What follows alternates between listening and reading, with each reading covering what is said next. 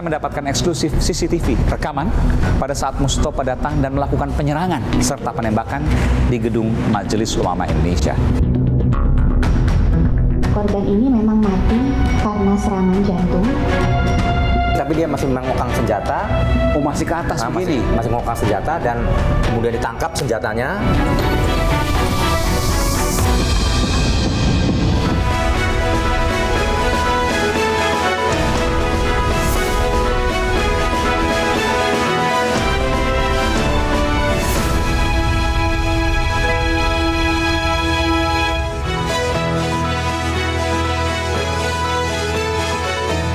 Halo, selamat malam pemirsa. 2 Mei 2023 kantor berkumpulnya para ulama se-Indonesia didatangi sosok asing yang menyebabkan malapetaka. Kantor Majelis Ulama Indonesia MUI Pusat ditembak oleh seorang pria paruh baya yang pernah mengaku sebagai nabi. Sepekan berlalu, publik masih dibuat bertanya-tanya siapa sebenarnya sang pelaku yang bernama Mustopa. Sosok yang kesehariannya bekerja sebagai petani di Lampung, tapi bisa mengantongi senjata ringan mematikan, airgun. Mustopa bahkan tahu kemana dan kepada siapa ia bisa membeli senjata mematikan itu. Mustopa merupakan anggota klub menembak. Lebih mengherankan ketika PPATK mengungkap di rekening Mustopa mengalir uang ratusan juta rupiah. Pemirsa, ada 7 kejanggalan dalam kasus penembakan di kantor MUI. Saya ulangi, 7 kejanggalan. Dan saya menelusurinya eksklusif. Anda menyaksikan The Prime Show with Aiman.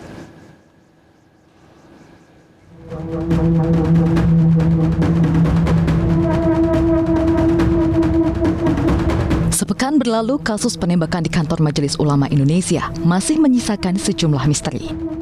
Mulai dari siapa sebenarnya Mustopa hingga motifnya melakukan penembakan. Kematian mendadak Mustopa pasca penembakan bahkan menjadi tanda tanya yang turut dipertanyakan MUI. Penembakan kantor MUI Pusat di Jalan Proklamasi Menteng, Jakarta Pusat terjadi pada 2 Mei 2023 sekitar pukul 11.24 waktu Indonesia Barat. Pelaku merupakan Mustopa, 60 tahun, warga asal Lampung. Mustopa mengaku ingin bertemu pimpinan MUI. Ia seketika mengeluarkan senjata airgun dan menembak hingga melukai 2 orang. Saat ditangkap, Mustopa melawan petugas keamanan.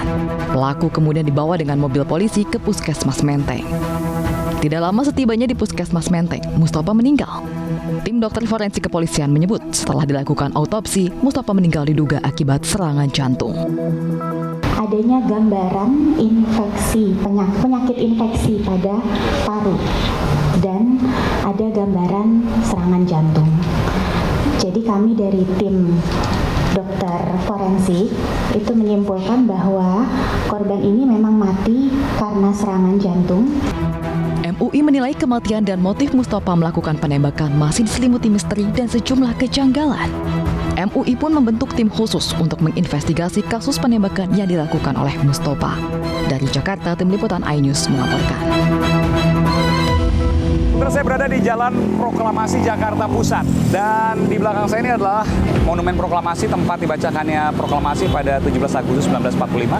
Di seberang saya persis adalah Gedung Majelis Ulama Indonesia, kantor MUI Pusat. Dan disinilah kan lalu terjadi aksi teror oleh seseorang yang bernama Mustopa, yang kemudian ditangkap dan mati mendadak. Saya menemukan sejumlah kejanggalan dari peristiwa ini.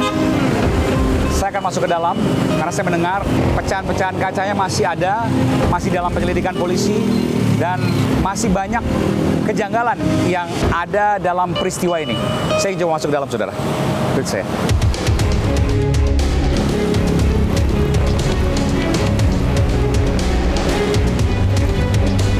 Memang ada pertanyaan, pemirsa, kenapa ia yang membawa senjata airgun ya, bisa masuk ke dalam.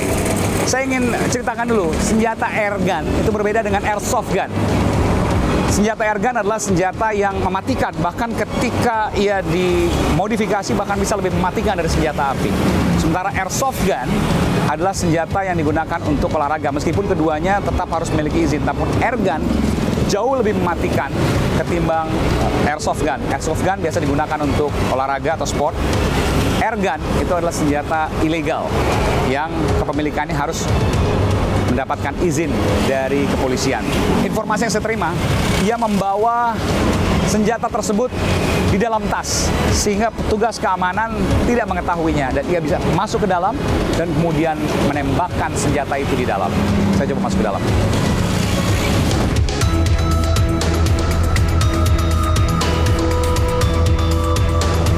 Saudara, saya sudah masuk dalam gedung Majelis Ulama Indonesia MUI Pusat. Namun di sini ada petugas keamanan. Mas Teguh, ya, Aiman, Ainus Mas Teguh. Ya. Saya koreksi kalau saya salah. Mas Teguh adalah saksi mata pada waktu kejadian, betul ya? Betul. Pada waktu kejadian ada Mas Teguh di sini. Saya ada di. Mas Teguh yang jaga juga. Saya jaga. Ini sudah saksi mata yang menyaksikan langsung. Saya ingin tanya dulu, waktu datang kok diperbolehkan masuk? Nggak mencurigakan sama sekali? Waktu datang sudah saya pertanyakan sesuai SOP kita. Dia datang sini nih ya? Nah, datang ke sini, turun dari travel di depan. Oh, travel. Ya, Dari mana dia? dari daerah, dari Lampung. Oke, nggak, maksud saya dia langsung dari Lampung ke sini. Ya, langsung dari Lampung ke Oke. sini. Oke. Lalu kemudian Di depan, turun sendiri, masuk, saya tanyakan di depan. Cuma posisi tanya itu emang sambil jalan orangnya. Iya. Saya tanyakan dari mana, keperluannya apa, mau bertemu dengan siapa. Oke, sampai dia bisa masuk, Dimasuk. apa yang dia yakinkan? Kok akhirnya Mas Teguh membolehkan dia masuk? Karena menyebut salah satu Pimpinan. bukan pimpinan, salah satu rekan kerja ini tadi. Oh, mau ketemu si A gitu. Nah, ketemu si A. Si A itu udah dicek kenal. Sudah kenal, karena kalau paham belum, cuma sudah kenal. Sudah kenal Karena udah berapa kali turut info dari yang bersangkutan. datang ke emang sini. udah sering ke sini. Berapa kali katanya? Saya kurang paham, Pak. Kalau Beberapa kali. Iya, karena Oh, jadi kenalnya karena beberapa kali sering ke sini. Karena gini juga pernah sering nganter surat. Gitu. Tujuannya mau apa nggak tanyain waktu? Saya kurang paham tujuannya. Bawa senjata segala macam nggak tahu. Nggak tahu, karena Ada di posisi tas? senjata di dalam tas. Oke, terus kemudian masuk, tiba-tiba Masuk. nggak lama. Saya antar ke dalam, saya pertemukan dengan yang bersangkutan. Aha. Setelah itu saya kembali ke depan, ke pos. Oke. Nah, jarak 10-15 menit terjadilah penembakan di dalam. Kaget. Tiba-tiba suara keras. Nah, suara keras, ya mungkin itu suara pecahan. Oke. Nah, jadi saya pas di depan, Iya. saya balik lagi mau balik ke belakang nyari sumber suara ini tadi, baru berjalan beberapa langkah, si pelaku keluar. Oh, abis nembak dia langsung keluar. Nah, langsung keluar. Oke. Pelaku keluar. Teman yang di dalam lobi tadi keluar dari belakang sudah teriakin saya untuk Nangkap. nahan. Senjata masih dipegang. Senjata, Atau keluar? posisi senjata kan posisi tas dijunjung di depan. Iya. Kemungkinan entah itu senjata ditaruh di dalam atau cuma ditutupin. kurang Oke. paham. Jadi waktu ke dalam ini lari dia. Waktu keluar, Maksudnya keluar ya. waktu keluar nggak lari, jalan seperti biasa, Santai aja gitu. santai aja. Santai, terus ngos-ngosan atau apa mungkin? Ya kalau ngos-ngosan kemungkinan ngos-ngosan, cuma saya kurang Ngos-ngosan? memperhatikan. Nggak jatuh tapi. Enggak. Terus siapa yang nangkap? Mas Teguh. Sini saya di depan saya, terus saya tanya ada apa Pak? Dia cuma bilang cuma minta kejelasan, cuma kurang paham saya kejelasannya apa. Mas patah kata itu aja. Ah, terus? Dia ngeluarin senjata lagi, teman yang dari belakang udah beku. Oh, teman Mas Teguh. Nah, ya sudah nahan, Oke. tasnya saya Masih tahan. ngelawan nggak dia? Masih ngelawan. Masih bisa ngelawan? Masih bisa Keras ngelawan. ngelawannya? Ya, masih berat. Saya tahan tasnya itu aja, saya Oke. kuala. Masih ngelawan, lalu kemudian? Kemudian dia ngeluarin senjata lagi, cuma nggak Oke, sempat. akhirnya berhasil dibekuk lah. Nah, udah berhasil dibekuk. Senjata saya angkat, mau saya ambil, Ah. ternyata nggak bisa, entah terlempar senjatanya. Terlempar senjatanya, tapi yang bersangkutan masih sehat. Masih sehat. Bersangkutan Jadi dibawa ke sini masih sehat betul itu? masih sehat. Nggak menunjukkan tanda-tanda sakit misalnya? Nggak. Sama sekali? Sama sekali. Masih sehat. Oke. Ya, Misalnya dia teriak gitu misalnya, oh jangan-jangan karena saya punya jantung misalnya, atau saya punya penyakit bawaan misalnya. Tidak Nggak teriak. ada? Nggak teriak. Dari gerakannya juga masih segar? Masih segar seperti biasanya. Oke, terus sempat dibawa, saya lihat di videonya, Di sini. Nah, di sini terus panggil polisi. kebetulan juga ada pospol di depan. Ya. Nah, jadi saya langsung lari, manggil pospol. Setelah itu pospol datang, udah Dibawa kami ke serahkan ke puskesmas. pospol. Nah, terus tiba-tiba dia bawa ke kantor polisi, sempat dibawa ke puskesmas. Setelah dari sini kan udah kami serahkan ke polisi. Iya, iya. Selebihnya kami tidak tahu. Oke. Gitu. Berapa jam kemudian Anda mendengar kalau yang bersangkutan akhirnya meninggal? Saya malah nggak paham. Oke. Gitu. Tapi yang jelas waktu ditangkap masih ada perlawanan. Masih ada perlawanan. Segar bugar. Segar bugar. Pada waktu izin pertama kali juga nggak bilang apa-apa, hanya mau ketemu si A misalnya. Iya, ketemu si A. Oke. Makasih Mas Teguh ya. Siap. Sukses. Jadi pelajaran penting nih. Amin. Ini Insya Allah. menggunakan masker karena masih kurang nyaman, karena saksi kunci saudara. Ya. Ini saksi kunci Mas Teguh ya. Insya Allah. Ada hal-hal tertentu yang memang harus dijaga, jadi menggunakan masker. Tadi saya minta juga untuk melepas masker, tapi Mas saya pakai masker saja karena saya lebih nyaman pakai masker. Ya saya paham karena ada saksi kunci juga dalam kasus ini. Ini pelajaran penting juga untuk kemudian lebih kerat lagi dalam menyeleksi orang yang masuk gitu ya. Iya. Iya. Apalagi yang tidak jelas. Terima kasih Mas Teguh ya. Ya Pak. Assalamualaikum warahmatullahi wabarakatuh.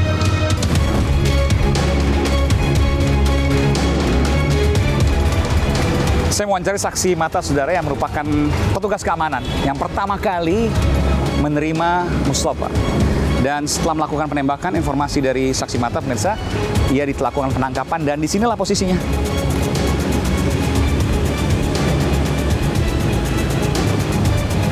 Dan pada saat dilakukan penangkapan, ia masih segar bugar dan juga melawan. Tidak ada tanda sakit sedikit pun.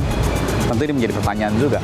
Nanti saya akan konfirmasi soal ini juga ke pihak kepolisian yang telah melakukan otopsi forensik terkait dengan pelaku penembakan di Majelis Ulama Indonesia.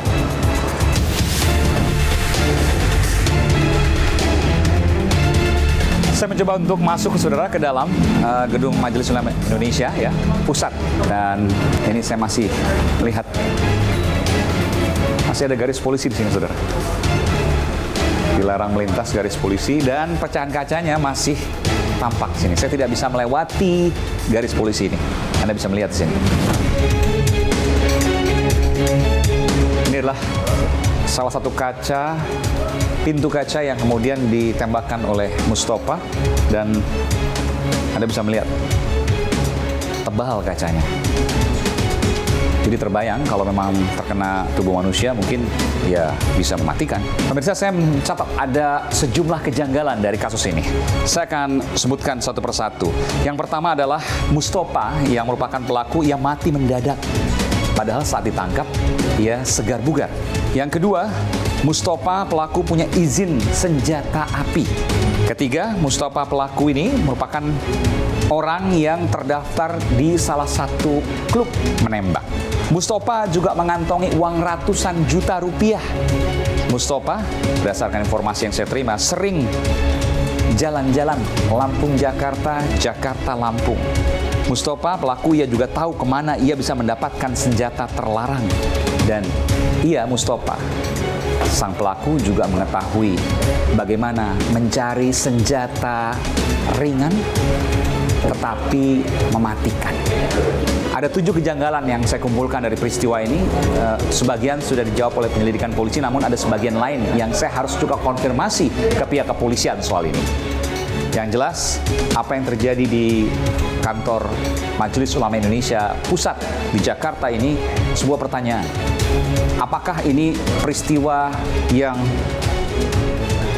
mengkhawatirkan sehingga bisa jadi terjadi lagi di depan?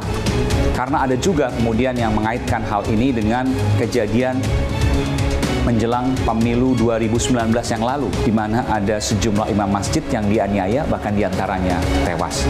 Tentu kita tidak berharap ini adalah kejadian yang juga mengiringi seperti kejadian pemilu 2019 lalu. Dan kita yakin bahwa pihak kepolisian bisa mengungkap tuntas dan menyelesaikan kasus ini. Ini masih terus diselidiki oleh pihak kepolisian karena masih ada garis polisi ini, saudara. Saya tidak berhenti di sini. Saya akan mewawancarai salah satu wakil Sekjen Majelis Ulama Indonesia yang juga ditunjuk menjadi ketua tim investigasi dari penembakan MUI. Ikuti saya. Saudara, meski polisi sudah mengungkap penyebab kematian Mustafa sang pelaku, namun mengapa Majelis Ulama Indonesia membentuk tim investigasi? Saya akan segera kembali selepas jeda. Tetaplah di Prime Show with Aiman. iNews. Kaca apa ke Bambal ini ke salah satu orang di sini. Reception. Ya. Lihat nyerempet. Langsung nembus kaca. Oh, posisi di sini berarti? Di sini langsung Jadi nembak. kaca pecah itu dari sini? Dari sini dekat sekali.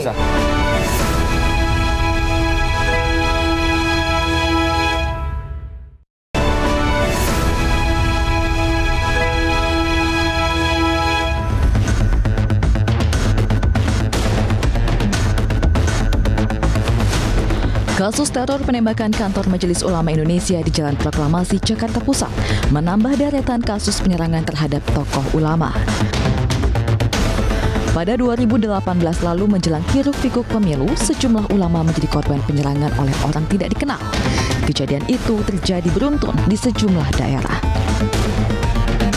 27 Januari 2018, penganiayaan dialami pimpinan Ponpes Al-Hidayah Cicalengka Kiai Haji Umar Basri oleh orang tidak dikenal. Kiai Haji Umar Basri diserang seusai sholat subuh di Musola Al-Mufatlah Cicalengka, Jawa Barat. Selang beberapa hari, tepatnya 2 Februari 2018, di Bandung, Jawa Barat, Komando Brigade Persatuan Islam atau Persis, Ustadz Prawoto, tewas akibat penganiayaan. Pelaku yakni Asep Maftuh divonis 7 tahun penjara. Masih di Februari 2018, tepatnya tanggal 18, penyerangan dialami pimpinan Ponpes Muhammadiyah Karangasem Kiai Haji Hakam Mubarok. Pelaku yang diduga orang dengan gangguan jiwa disebut sempat tersinggung karena diminta keluar dari Ponpes oleh korban. Hingga kini, baik tim investigasi MUI dan kepolisian masih menyelidiki kasus penembakan di kantor Majelis Ulama Indonesia pada 2 Mei 2023. Tim Liputan iNews melaporkan.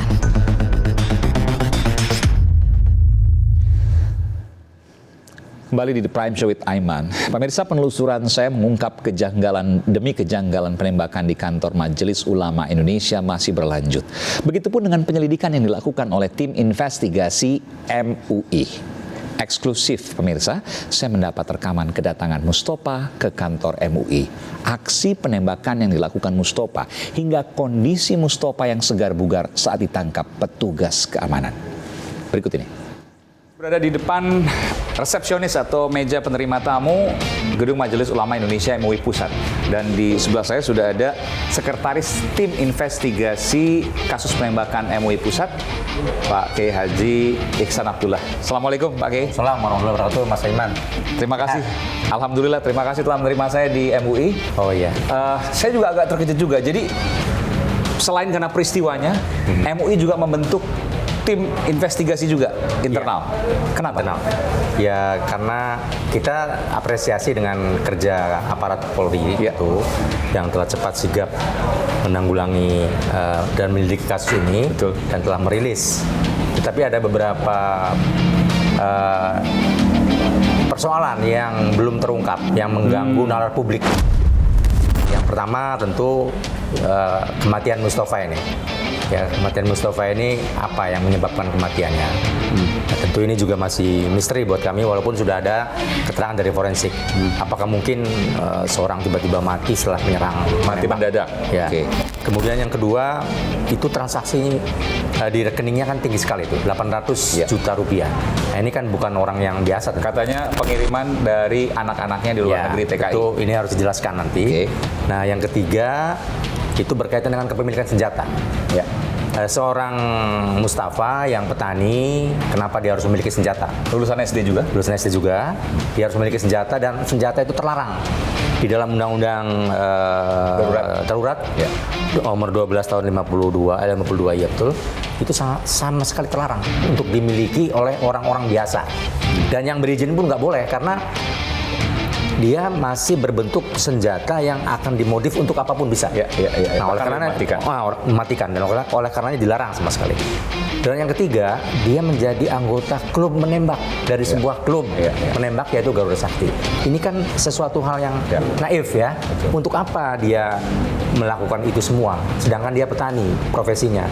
Untuk apa juga dia kemudian arahnya ke MUI? MUI itu sebagai suatu objek vital bangunan keagamaan umat Islam. Dan ini adalah simbolnya yang terbesar Majelis Ulama Indonesia. Saya tambahkan dua lagi kejanggalannya karena dia tahu juga cara mencari airgun itu. Nah, itu. Lewat polisi hutan temannya dan Betul. kemudian terus ada beberapa orang lagi yang kemudian terlibat. Sekarang informasi sudah ditangkap di Polda Metro Jaya. Kemudian yang kedua adalah dia tahu senjata ringan yang mungkin bisa didapatkan dengan harga yang murah tapi mematikan. Airgun tadi. Dan yang terakhir, Mas Aiman, yaitu surat. Surat ini kan yang diinvestigasi dan berkembang di luar itu kan ada 2 surat yang diketikkan. Nah, sedangkan dia suratnya berseri dan ditujukan loh surat itu ke Polda Metro Jaya. di MUI sebagai tembusan. Izin teror maksudnya dalam tanda kutip ya? Izin Iya. teror, izin untuk melakukan teror. atau Iya, kan mestinya ini kan sudah di profiling dari awal, bisa Oke. dicegah secara preventif, dan sudah ada riwayat dia telah melakukan kejahatan. Ya kan, mestinya kan tidak boleh melakukan kejahatan yang sama. Artinya paling tidak profiling ini menjadi catatan Iya, iya, iya. di Menteri Kemham, di kepolisian, sehingga ketika ada surat itu bisa diprofil, dan nyatanya bisa diprofil dalam waktu sekejap keluar siapa Mustafa, keluarganya Mustafa, uang Mustafa berapa dan sebagainya. Ini kan sebenarnya ya keteledoran kita semua lah. Ya. Termasuk juga soal dia juga sering datang ke sini katanya. 2 kali datang kemari. Ngaku nabi. Dia 2 kali datang kemari bukan ngaku nabi, dia menyampaikan tadi ancaman tadi. Suratnya ditujukan ke Polda Metro Jaya, intinya bahwa dia mengancam akan membunuh pejabat negara dan khususnya pejabat MUI. Karena alasannya apa? Tidak ada spesifik bisa dijelaskan. Nah itu. Oh, waktu itu sempat dilaporkan juga oleh pihak MUI ke polisi misalnya? Kami sampaikan ke RT RW lingkungan karena yang menemui anak-anak di sini dan itu dianggap tidak mungkin oleh anak-anak di sini tidak dianggap orang-orang ya sembarangan jadi, aja lah. ya tidak dihiraukan. Kemudian ya itu tadi yang datang yang terakhir dia ingin bertemu langsung naik ke atas dihalau ya, kemudian melepaskan tembakan, dan tembakan pertama ini melepas ke kaca apa ke bambal ini ke salah satu orang di sini. reception Ya. nyerempet langsung menembus kaca. Oh, posisi di sini berarti? Di sini langsung Jadi nembak. kaca pecah itu dari Nah, sini? Dari sini dekat sekali. biasa. Dekat sekali begini nih. Oke. Nah, Dan door dan pecah di sana. pecah di sana. Saya mau menggambarkan dulu pemirsa. Jadi rupanya kaca pecah itu bukan jarak dekat, tapi jarak sekitar mungkin 5 meter ini. Ya. Saya ke sana 5 meter dan niatnya untuk menembak salah seorang reception dulu ya. Salah seorang penerima tamu di sini yang bernama Bambal. Ya. Bambal. Nyerempet tapi kena kaca, kena cermin sana, lalu kemudian kena kaca pecah. Jadi Ya. luar biasa powernya nih, Luar biasa. tenaganya. Iya, dan kedua, kemudian akan dihalau oleh Khairuddin ditangkap, oke. security, ditembak lagi, dia bolong ini. Nyerempet lagi. Rempet lagi, kena lagi kaca juga. Mau ke sana dulu, Pak Ya, silakan, Iksan? silakan, Boleh? silakan, silakan. Oke. Ya, silakan. Nah, ini kebetulan saya mau menunjukkan pemirsa, ada pecahan kaca. Ini bukan kaca sembarang kaca nih, bukan Kaca- kaleng-kaleng nih. Kaca tebal nih 12 mili. 12 mm, jadi 1,2 cm. Nih Ya. saya mau, ini kebetulan ada yang saya nggak masuk ke dalam pemirsa, tapi saya melihat ada yang keluar nih, ada yang jauh. Nah ini, Itu tebal sekali. ini luar biasa. Ya. Dan jaraknya dari sekitar 5-6 meter Iya. dengan senjata airgun tersebut pecah berkeping-keping. 3 korban semuanya terserempet peluru. Nah, yang ketiga, yang terakhir, itu kan ada di sana, Hah? mau menolong temannya. Iya. Karena kaca ini sudah membentuk kawah, Oke. Bolong gitu ya? bolong. Oh, bolong, belum bukan bolong, kawah. Yang kan ini kan dari temper. Ya. Nah, jadi dia runtuh langsung, bers. Nah, dia melukai tangan-tangan dan itu luka 12 jahitan. Jadi hanya 3 tembakan yang dilontarkan oleh 3 tembakan. Mustafa ya. Ya. Dan 3-tiganya kena korban Baju nyerempet. nyerempet bajunya bolong, orangnya alhamdulillah selamat. Yang kedua kena dada serempet, punggungnya kena, terluka tapi bajunya aman. Ya. Yang ketiga dia terkena pecahan peluru, pecahan apa namanya? Kaca. Tebal sekali, 1,2 cm atau 12 mm. Di sebelah sana nggak ada orang. Di sana ada pada menjelang salat kan, karena udah jam 11.20. Iya. Tapi kan mereka juga tidak berani lah menghalau. Akhirnya dihalau oleh Khairuddin tadi. Dia mencoba lari ke depan. Nah, kemudian dari belakang diamankan, dipiting, tapi dia masih mengokang senjata. Oh, masih ke atas begini. Masih ngokang senjata dan kemudian ditangkap senjatanya dan dipiting ya. Kemudian sama si korban si pelaku dilempar senjatanya dan ditangkap oleh salah satu sopir dari pengurus kita. Tangkap kemudian dibawa lari ke atas. Nah, itu maksudnya untuk mengamankan jangan sampai nembak lagi. Nah, selanjutnya si Teguh, siapa namanya yang ada di security, Ya. dia memanggil polisi yang sudah ada di sana. Polisi itu sudah ada di sana. sudah dia di seberang. Iya. Panggil, Pospol ya. langsung datang, terus diamankan, Pamdal dari polisi juga datang, diamankan masih meronta-ronta, langsung dimasukin ke mobil. Tapi senjata sudah diamankan dulu. Sudah diamankan. Orang-orang di MUI berpikirnya itu senjata api dong, Pak Kiai. Ya, dan begini, kami di lantai 4 itu kan sedang rapat. Ada beberapa agenda penting. Ketika letusan tembakan itu meletus, kan sama sekali nggak terdengar. Antara lantai 1 dan lantai 4 kan cukup tinggi. Ya. Tetapi ada yang laporan bahwa ada penembakan. Nah, oleh pimpinan rapat, waktu itu ada Kim Marsudi, tadi Buya Basri, Bermanda, Buya Anwar, sama Sekjen, dibilang, udah kita selesaikan aja pembahasannya. Gitu. Walaupun udah dilaporkan ada tembakan, tetap aja rapat diselesaikan sampai jam 12. Tetap berlangsung gitu ya? Tetap berlangsung. Dengan segala resiko. Iya, peristiwa 12.24, 11.24, acara rapat selesai jam 12.20. Oke. Niatnya pelaku Mustafa tadi mau naik ke atas. Naik ke atas, lewat lift nih. Oke. Udah tahu dia lantai berapa itu? Sudah tahu, pasti sudah tahu karena dia tahu kalau hari itu adalah hari Rapim. Dan ada pimpinan banyak di situ. Ah. Dan kecurigaannya mau menembaki para pimpinan. Pimpinan pasti, karena dia tahu persis aksinya itu dilakukan hari Selasa di atas pukul 10. Nah, di atas pukul 10 itu adalah tank pukul 10 kami rapat. Nah, ini. Sebentar, saya harus tanyakan juga. Saya harus challenge juga nih. Pak Kiai tahu dari mana kalau Mustafa pelaku itu dia mau naik ke atas dan ada kecurigaan mau menembaki para pimpinan MUI? Dari Pamdal, karena disampaikan bahwa pimpinan sedang rapat, dia sudah menghalau mari. Dia mau bilang mau ketemu pimpinan. Siapa pimpinannya? Dia sebutkan juga? Nggak disebut. Oke. Di lantai Langsung 4, mari, langsung masuk ke lift, langsung menembak door gitu kan. Oh, dia jadi nembak langsung lari masuk Ya, ke lift. masih lift. Niatnya mau naik ke atas. lantai 4. Iya. Ini masih ada garis polisi yang berarti polisi masih Iya. terus menyelidiki kasus ini, belum tuntas. Betul. Karena ada beberapa juga yang masih ditangkap terkait dengan kepemilikan senjata airgun tersebut. Betul. Ini merupakan hal-hal yang memang mengerikan, Pak Kiai ya. Karena nggak pernah diduga, bahkan dia datang ke sini tapi dipikirkan bukan siapa-siapa juga. Berapa kali datang ke sini dia? Informasinya? 2 kali. 2 kali. Jadi ya ini bukan sangat mengerikan ya. Mengerikan sekali. Ya kan? Karena ya para ulama itu kan nggak pernah kenal dengan dar-der tembakan senjata, ya kan? Iya. Tapi kalau dibandingkan dengan peristiwanya itu mengerikan karena airsoft gun itu menurut para ahli balistik itu bisa melubangi tubuh, kaca aja pecah, berantakan yang 12 mili tebalnya. Luar biasa. Ya. Kaca normal biasa tuh 5 mili, sekitar setengah senti ya. 12 mili. Ini 12 mili, 2 kali lipat lebih, pemirsa. Dan hancur lebur seperti ini. Ini bukan tembakan langsung loh ya. Bukan Jadi tembakan sasaran. serempetan. Sasaran apa namanya? Peluru. Iya, pantulan lah. Pantulan. Pelurunya juga peluru dilihat Peluru dari tembaga, tembaga ya. Iya. Bulat atau mungkin ada yang tajam? agak bulat tajam. Timah tapi ya. Iya. Tembaga. Biasanya kan kalau mimis itu tetap dari timah juga, tapi ini tembaga. Kelihatannya warnanya kuning ya. Iya, agak kuning. Ini tentu menjadi kepedulian juga dan juga menjadi sebuah pertanyaan juga tadi, kejanggalan-kejanggalan tadi yang belum terjawab juga. Apa yang dilakukan MUI terkait ini, terkait dengan investigasi ini? Bekerja sama dengan pihak kepolisian tentu mempercayakan pada pihak kepolisian meskipun juga punya data-data yang kemudian disuplai atau dipasok ke pihak kepolisian.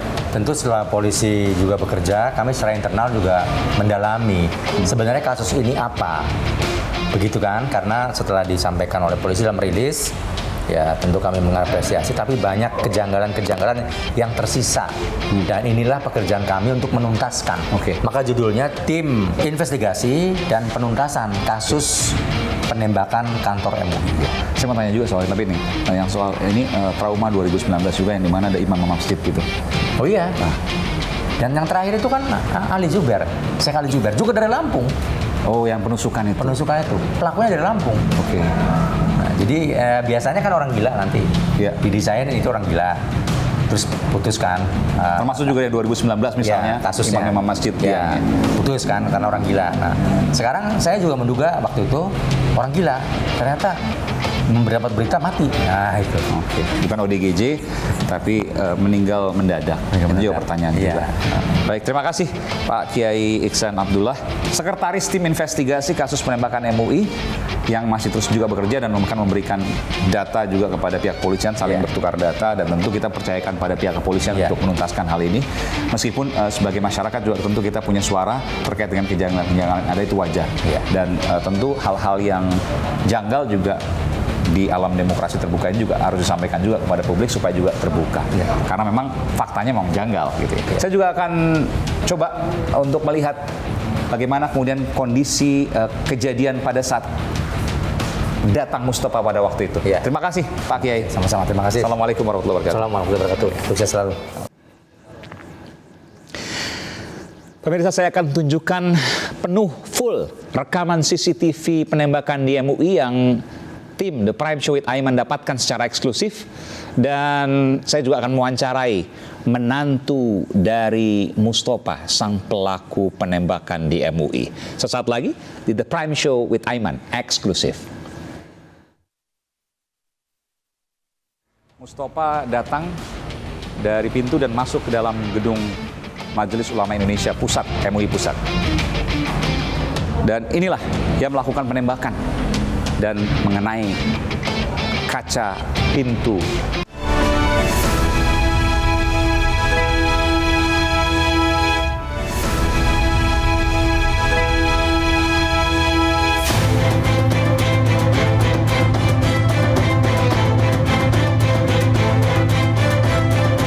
Kasus penembakan kantor Majelis Ulama Indonesia yang terjadi pekan lalu memasuki babak baru. Polisi menetapkan 3 tersangka baru pemasok senjata airsoft gun yang digunakan Mustafa untuk menembak kantor MUI 2 Mei lalu. Ketiga tersangka itu adalah D dan N selaku tetangga Mustafa di Lampung serta H yang merupakan penjual airsoft gun. Para tersangka tersebut kini menjadi tahanan Polda Metro Jaya.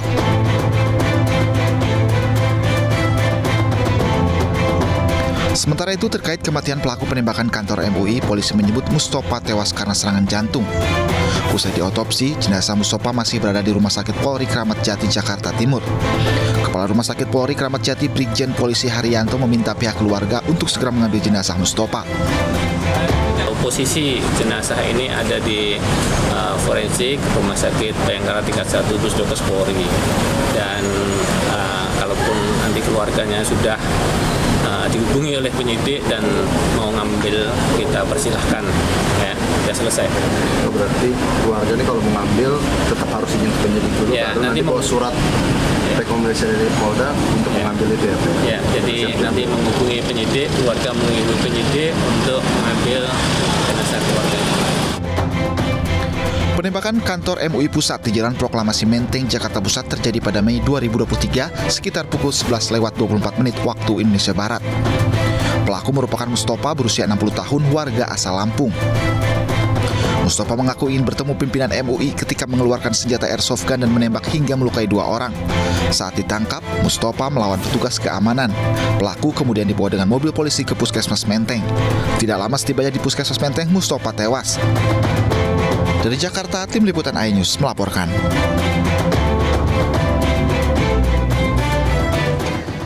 Seorang karyawan MUI, pemirsa, Hairudin, menjadi korban penembakan Mustafa. Hairudin terserempet peluru di bagian pinggang.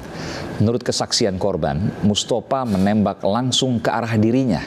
Eksklusif, saya mewawancarai langsung Hairudin. Ada di sisi yang lain, di sisi belakang dari kasus penembakan di MUI Pusat. Saya akan tunjukkan sekali lagi. Ini adalah kaca yang luar biasa, ya, tebal sekali. Ini pemirsa.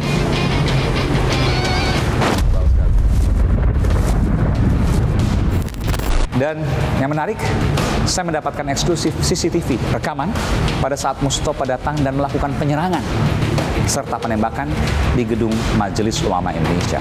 Saya akan putarkan berikut ini. Tampak Mustafa datang dari pintu dan masuk ke dalam gedung Majelis Ulama Indonesia Pusat, MUI Pusat.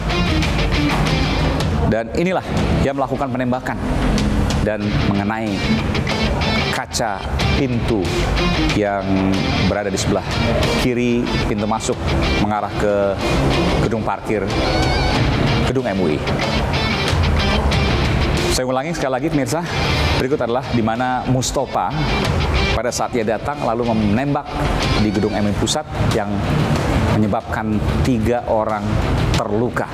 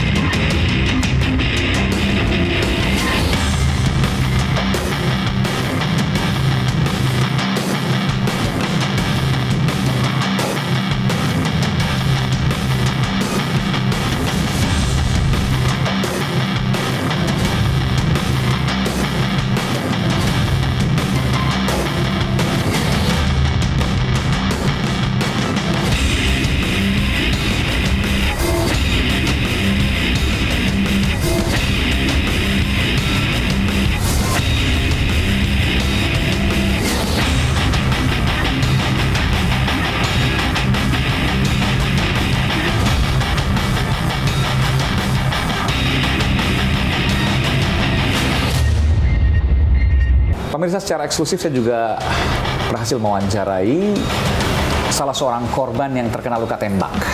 Dia adalah Hairudin. Mas Hairudin, Ya, terima Mas. kasih. Assalamualaikum warahmatullahi wabarakatuh. Waalaikumsalam warahmatullahi wabarakatuh. Jadi waktu itu kena tembak betul? Betul.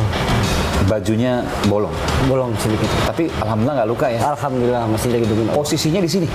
Posisinya waktu tembak saya di sebelah sini dekat kayak. Oke, dia nembak langsung atau mau Nembak langsung. ke arah Mas saya. Hairudin? Iya. Kenapa kok bisa nembak langsung gitu? Mungkin waktu berdebat sama saya, beliau marah, emosi sama saya. Berdebat apa? Berdebat tentang beliau pengen ketemu ketua MUI, tapi saya bilang Oh, ketemu apa? ketemu ketua MUI. Oh, ketua MUI. Iya. Terus Mas Hairudin bilang Saya bilang belum bisa menemui ketua MUI karena lagi ada rapat. marah, langsung ngeluarin. Belum. Oke. Beliau jalan, setelah sampai sana buka tas, langsung nembak saya. Oh, jadi pertama kali yang ditembak itu adalah Mas Hairudin? Saya betul. Yang membuat kaca pecah ini juga? Iya betul. Oh, oke. Bajunya bolong? Bolong. Bukan ini kan? Bukan yang ini seragam itu ada. Oke, seragam. dan bukan ini, bukan luka ini ya? Bukan. Ini enggak ini. Di belakang? Enggak, alhamdulillah tidak apa-apa. Boleh saya lihat sebentar? Di sebelah sini, Mas. Oh, nggak ada tadi Nggak ada bukan ya? apa-apa. Bukan Hanya bolong. itu aja? Ya, bolong aja. Terserempet dulu? Terserempet, betul. Suaranya kenceng? Kenceng senjatanya? banget. Kenceng Pistolnya? banget itu. Pistol kenceng banget. Kaget waktu itu? Wah, bukan kaget lagi. itu Dan saya. mikirnya waktu itu senjata api? Betul. Karena pecah kaca ya? Betul. Suara senjata keras, kaca pecah langsung runtuh. Iya. Apa yang dilakukan waktu itu? Setelah itu saya melihat beliau keluar, saya kejar beliau.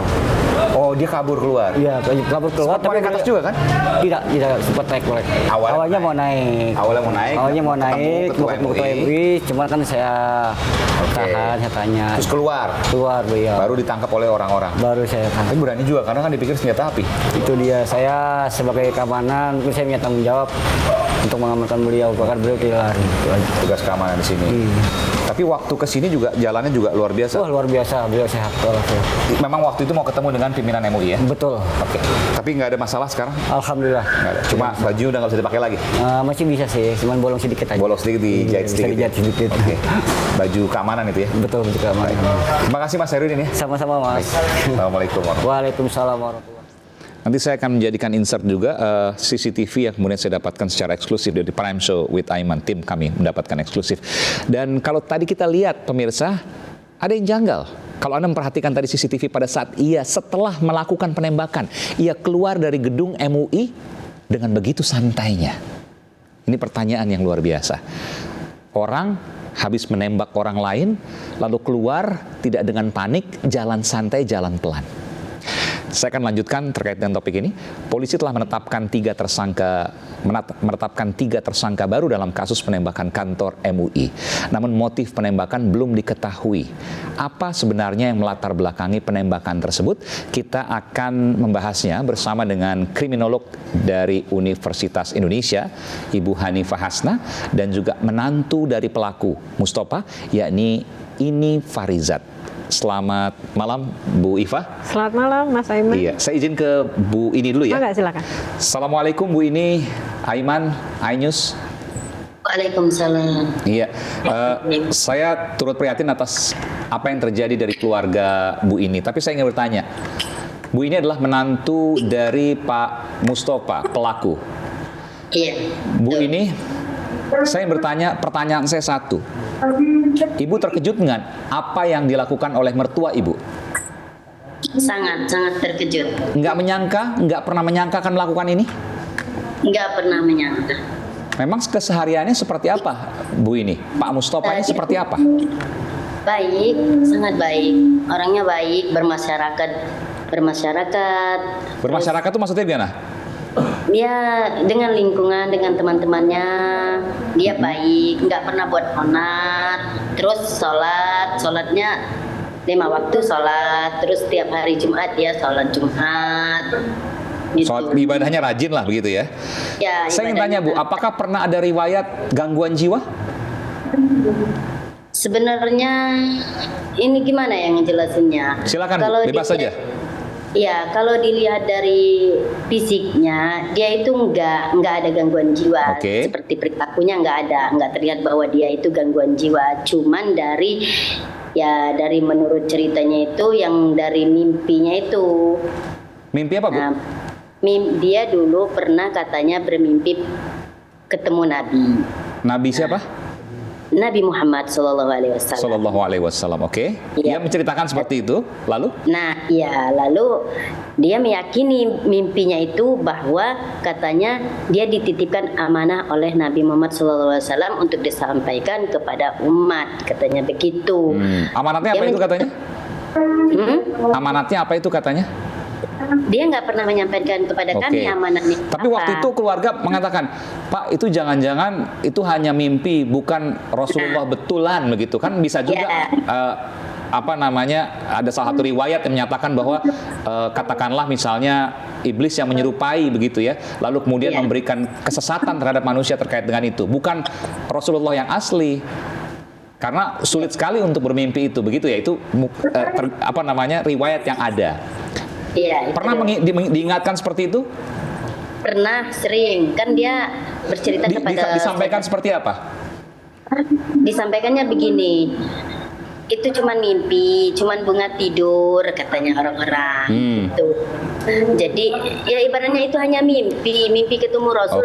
Yang orang menyampaikan kalau kita mimpi ketemu Rasul itu kan artinya bagus. Jadi tidak harus kita sebarkan, tidak harus kita sampaikan kepada umat. Itu tandanya bahwa kita, berarti kalau seandainya itu benar mimpi, berarti kita bagus gitu. Emang kita harap semua itu. Iya, dan pada waktu itu setelah mimpi, apakah ada pernah bersuara ya Pak Mustafa pelaku ini bahwa diminta untuk melakukan sesuatu misalnya? Enggak pernah? Enggak pernah. Enggak pernah juga misalnya bicara soal saya disuruh menyampaikan ke pemimpin ulama di MUI dan sebagainya untuk menyampaikan hal ini hal itu misalnya? Ya, dia pernah bercerita kayak gitu. Katanya pertama dia sampaikan kepada keluarga dan masyarakat, tapi kami semua tidak menghiraukannya. Baik, oke. Nanti saya akan lanjutkan. Selepas jeda, saya akan kembali sesaat lagi dengan Bu Ini dan juga Bu Iva. Sesaat lagi, saudara, di The Prime Show with Aiman.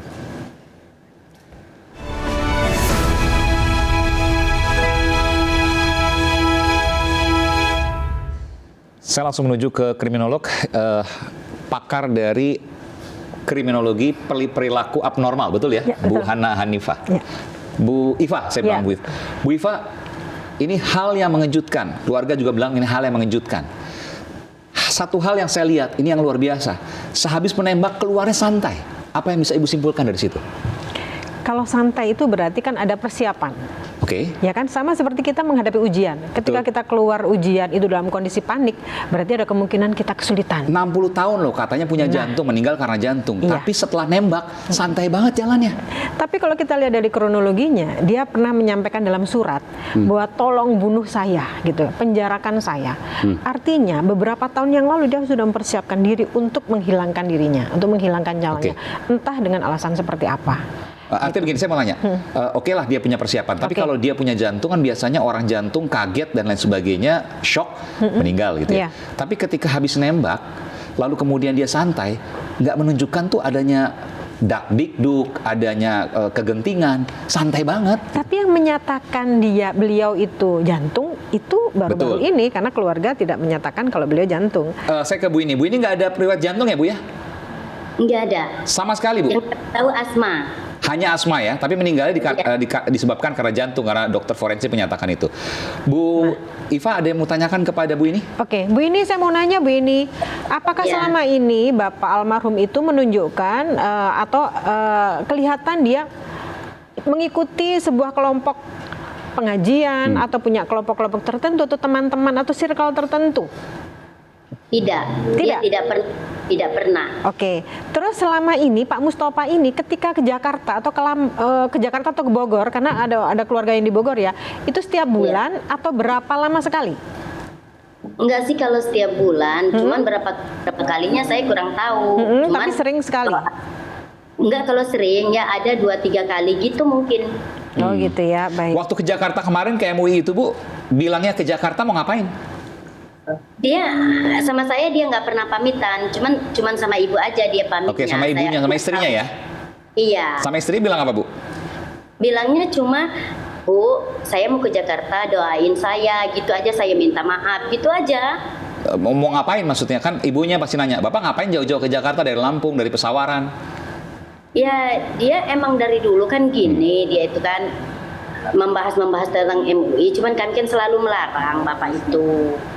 Udah Pak, jangan. Membahas MUI maksudnya membahas apa, Bu? Soal apa ini? Membahas MUI soal apa ini maksudnya? Iya, maksudnya dia nggak tahu apa yang mau dibahas, mau nemuin gitu aja. Tapi nggak ada niat ancaman dan lain sebagainya, nggak pernah terlontar itu ya? Nggak pernah. Cuman pengen nemuin, pengen penasaran, nggak tahu. Soal uang Bu 800 juta, semuanya dari anak-anaknya, betul sebegitu besar? Iya, betul. Hampir 1 M loh Bu. Iya, emang betul. Cuman kan itu dari 2014 itu anak-anaknya kan pada kerja di luar negeri. Artinya kalau dari sisi harta nggak kekurangan, saya lihat juga kursinya bagus tuh Bu ya. Iya, emang itu juga duit anaknya, bukan duit dia gitu. Oke, baik. Ibu Iva terakhir, apa yang bisa Ibu sampaikan dari seluruh kejadian ini? Saya ingin tanya dulu, ini janggal kejadiannya Bu Iva berdasarkan kacamata seorang kriminolog? Kalau menurut saya janggal, ada kejanggalan. Cuman kalau dari kronologi yang ada itu menjadi sebuah kronologi yang sederhana gitu. Jadi ada seseorang yang mendapatkan mimpi, kemudian halusinasi, terus meyakini bahwa mimpi itu adalah sebenar-benarnya yang disampaikan, lalu meyakini sampai sekian tahun. Nah dari sekian tahun itu dia menjadi obsesif.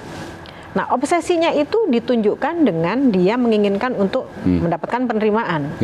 Sebetulnya sederhana sekali kalau kita melihat dari potongan sampai saat ini ya, bahwa dia datang ke MUI ingin didengar dan mendapatkan penerimaan. Lalu ketika dia tidak mendapatkan itu semua, dia melakukan penembakan. Soal keterangan tadi, saya ingin tanya terakhir kepada Ibu, mungkinkah ada obat-obatan yang mungkin diminum olehnya? Kalau kita lihat dari kesehatannya, sepertinya dia itu tidak meyakini, tidak tahu, atau mungkin memang benar-benar dia itu nggak mempunyai jantung. Yang menyatakan dia jantung kan orang-orang pada saat ini. Dia tenang ketika keluar habis nembak, apakah mungkin ada obat-obatan yang diminum? Namun, ada kemungkinan seperti itu. Tetapi secara personal, berarti kan secara psikologisnya itu dia sudah menyiapkan diri untuk melakukan hal ini, sementara hal ini adalah sebuah kejahatan. Still, tetap ini adalah sebuah kejanggalan yang harus dikupas tuntas. Iya, orang setelah melakukan kejahatan pasti mereka akan merasa ketakutan. Gitu. Terima kasih Bu Hana Hanifah, kriminolog soal perilaku abnormal seseorang. Terima kasih telah memberikan informasi di The Prime Show with Aiman. Terima kasih juga Bu ini, menantu dari pelaku, Pak Mustofa. Sekali lagi turut prihatin atas apa yang terjadi. Terima kasih Bu ini, terima kasih Bu Iva. Dan pemirsa, ini adalah akhir dari The Prime Show with Aiman. Semoga harapan dari publik ini terungkap tuntas dan tidak terulang kembali. Karena jelang tahun politik, kita harus menjaga keamanan, ketertiban, dan juga jalannya pemerintahan ini sampai akhir nanti. Saya Aiman Wicaksono undur diri. The Prime Show with Aiman akan kembali setiap Rabu pukul 9 malam hanya di iNews Eksklusif. Salam.